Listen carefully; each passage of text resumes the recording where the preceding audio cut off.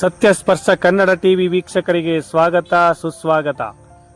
ಪಾಂಡವಪುರ ತಾಲೂಕಿನ ಚೀಕನಹಳ್ಳಿ ಗ್ರಾಮದ ಸರ್ಕಾರಿ ಕಿರಿಯ ಪ್ರಾಥಮಿಕ ಪಾಠಶಾಲೆಯ ಶಿಕ್ಷಕ ವೆಂಕಟೇಶ್ ಅವರು ಸೇವೆಯಿಂದ ವಯೋನಿವೃತ್ತಿ ಹೊಂದಿದ ಹಿನ್ನೆಲೆಯಲ್ಲಿ ಅವರನ್ನು ಪತಂಜಲಿ ಯೋಗ ಶಿಕ್ಷಣ ಸಮಿತಿ ವತಿಯಿಂದ ಎಲೆಕೆರೆ ಕಲ್ಪನಾ ಕಾಫಿ ಕಟ್ಟೆ ಬಳಿ ಆತ್ಮೀಯವಾಗಿ ಸನ್ಮಾನಿಸಲಾಯಿತು.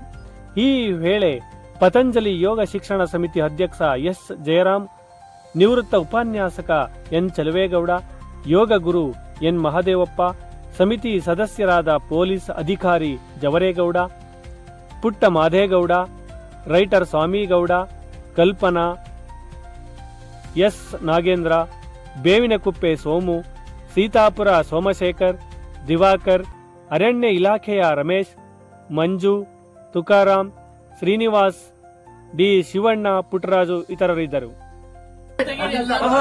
ಎಲ್ಲರೂ ಹೌದು, ಎಲ್ಲರೂ ಇಲ್ಲಿ ನೋಡಿ ನಮ್ಗೆ ಕೊಡೋದ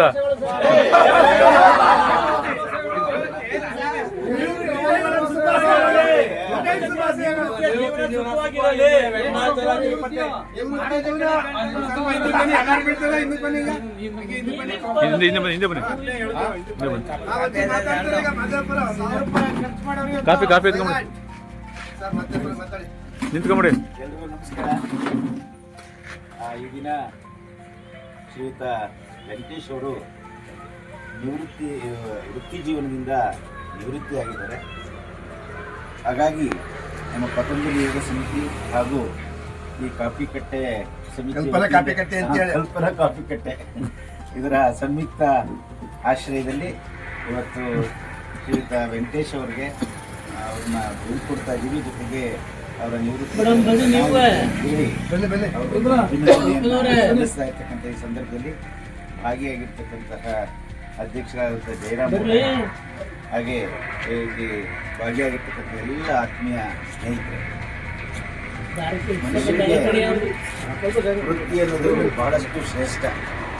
ಯಾಕೆಂದರೆ ಯಾವುದೇ ಒಂದು ಜೀವಿ ಬದುಕಬೇಕು ಅಂದರೆ ಅದು ತನ್ನದೇ ಆದ ಒಂದು ಕಾಯಕವನ್ನು ಮಾಡಿ ಬದುಕಬೇಕು ಅಂತ ಹೇಳ್ತಾರೆ. ಕಾಯಕ ಮಾಡದ ಹೊರತು ಅವನು ಯಾವುದಕ್ಕೂ ಯೋಗ್ಯನಲ್ಲ ಅಂತಕ್ಕಂಥದ್ದು ಒಂದು ಮಾತು. ಅದರಿಂದ ವೃತ್ತಿಯನ್ನು ಎಲ್ಲ ಜೀವಿಗಳು ತನ್ನದೇ ಆದ ರೀತಿಯಲ್ಲಿ ಅವರದೇ ಆದ ಕಾಯಕವನ್ನು ಮಾಡಿ ಜೀವನವನ್ನು ಸಾಗಿಸ್ತಾರೆ. ಹಾಗೆ ಸರ್ಕಾರಿ ನೌಕರರು ಕೂಡ ವೃತ್ತಿಯನ್ನು ಆರಂಭ ಮಾಡಿ ವೃತ್ತಿಯನ್ನು ಸಾಗಿಸ್ತಾರೆ. ಆದರೆ ಬೇರೆ ವೃತ್ತಿ ಮಾಡುವಂಥವ್ರು ಏನು ಮಾಡ್ತಾರೆ ಅಂತಂದರೆ ತನ್ನ ದಿನದುದ್ದಕ್ಕೂ ಕೂಡ, ಅಂದರೆ ತನ್ನ ಶಕ್ತಿ ಇರುವ ತನಕನೂ ಕೂಡ ಕೆಲಸ ಮಾಡ್ಕೊಂಡು ಜೀವನ ಸಾಗಿಸ್ತಾರೆ. ಆದರೆ ನೌಕರಿ ಹಾಗಲ್ಲ. ಸರ್ಕಾರಿ ನೌಕರಿ ಅಂತಂದರೆ ಇಂತಿಷ್ಟೇ 60 ವರ್ಷ ಆದಮೇಲೆ ನಿವೃತ್ತಿ ಆಗಬೇಕು ಅಂತಕ್ಕಂಥದ್ದು ಒಂದು ನಿಯಮ ಇದೆ. ಹಾಗಾಗಿ ಶ್ರೀಯುತ ವೆಂಕಟೇಶ್ ಅವರು 60 ವರ್ಷ ಮೀರಿದ್ದಾರೆ ಈಗ. ಹಾಗಾಗಿ ಅವರು ನಿವೃತ್ತಿಯನ್ನು ಹೊಂದ್ತಾ ಇದ್ದಾರೆ. ವೆಂಕಟೇಶ್ ಅವ್ರ ಬಗ್ಗೆ ಹೇಳಬೇಕು ಅಂತಂದರೆ, ನಾನು ಕಂಡಂಗೆ ನಾನೆಲ್ಲ ಹಿಂದೆ ನಾನು BRP ಆಗಿ BRC ಕೋಆರ್ಡಿನೇಟರ್ ಆಗಿ ಶಾಲೆಗೆ ಭೇಟಿ ಕೊಟ್ಟಿದ್ದೀನಿ. ಭೇಟಿ ಕೊಟ್ಟಂಥ ಸಂದರ್ಭದಲ್ಲೂ ಕೂಡ ಅವರು ಒಳ್ಳೆಯ ಒಂದು ಕೆಲಸವನ್ನು ನಿರ್ವಹಣೆ ಮಾಡಿದ್ದಾರೆ. ಮಕ್ಕಳಿಗೆ ಪಾಠ ಬೋಧನೆಯನ್ನು ಮಾಡಿ ಆ ನಿಟ್ಟಿನಲ್ಲಿ ಸಾರ್ಥಕತೆಯನ್ನು ಅವ್ರು ಪಡ್ಕೊಂಡಿದ್ದಾರೆ. ಜೊತೆಗೆ ಎಲ್ಲರಿಗೂ ಕೂಡ ಪ್ರೀತಿ ವಿಶ್ವಾಸದಿಂದ ಕಾಣ್ತಕ್ಕಂತಹ ವಿಶ್ವಾಸ ಮನೋಭಾವವನ್ನು ಬೆಳೆಸ್ಕೊಂಡಿರ್ತಕ್ಕಂಥ. ಹಾಗಾಗಿ ಅವರ ವೃತ್ತಿ ಜೀವನದಲ್ಲಿ ಅವರು ಇನ್ನು ಮುಂದಿನ ದಿನಗಳಲ್ಲಿ ಇವತ್ತು ವೃತ್ತಿಯಿಂದ ನಿವೃತ್ತಿ ಆಗಿರ್ಬೋದು, ಆದರೆ ಅದನ್ನು ಒಂದು ಪ್ರವೃತ್ತಿಯಾಗಿ ಮಾಡಿಕೊಂಡು ತನ್ನ ಜೀವನವನ್ನು ಸಾಗಿಸ್ತೀವಿ ಅಂತ ಹೇಳ್ತಾ ಕುಟುಂಬಕ್ಕೆ ಒಳ್ಳೆಯದಾಗಲಿ, ಅವರ ಕುಟುಂಬದ ಎಲ್ಲರೂ ಕೂಡ ನಿವೃತ್ತಿ ಜೀವನದಲ್ಲಿ ಎಲ್ಲರೂ ಚೆನ್ನಾಗಿರಲಿ ಅಂತೇಳಿ ಭಗವಂತನಲ್ಲಿ ಆಶೀರ್ವಾದವನ್ನು ಹೇಳ್ತಾ ಈ ಸಂದರ್ಭದಲ್ಲಿ ಕೆಲವು ಮಾತುಗಳನ್ನು ನಾವು ನೋಡಿ ಸಪೋರ್ಟ್ ಈ ಕಡೆ ಮಾತಾಡ್ಸೋಕೆ ಇಷ್ಟವಾಯ್ತು.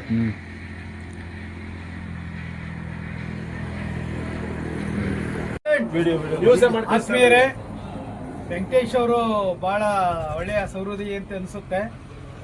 ಆದರೆ ಅವರ ವೃತ್ತಿ ಬಗ್ಗೆ ನನಗೇನು ಅಷ್ಟೇನು ಗೊತ್ತಿಲ್ಲ. ಆದರೂ ಕೂಡ ಒಂದು 5 ವರ್ಷದಿಂದ ನನಗೆ ಸ್ನೇಹಿತರು.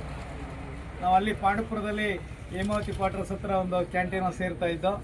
ಇತ್ತೀಚೆಗೆ 1 ವರ್ಷದಿಂದ ಇಲ್ಲಿ ಕಲ್ಪನಾ ಕಾಫಿ ಕಟ್ಟೆ ಎಲ್ಲಿಗೆ ಬರ್ತಾ ಇದ್ದೀವಿ.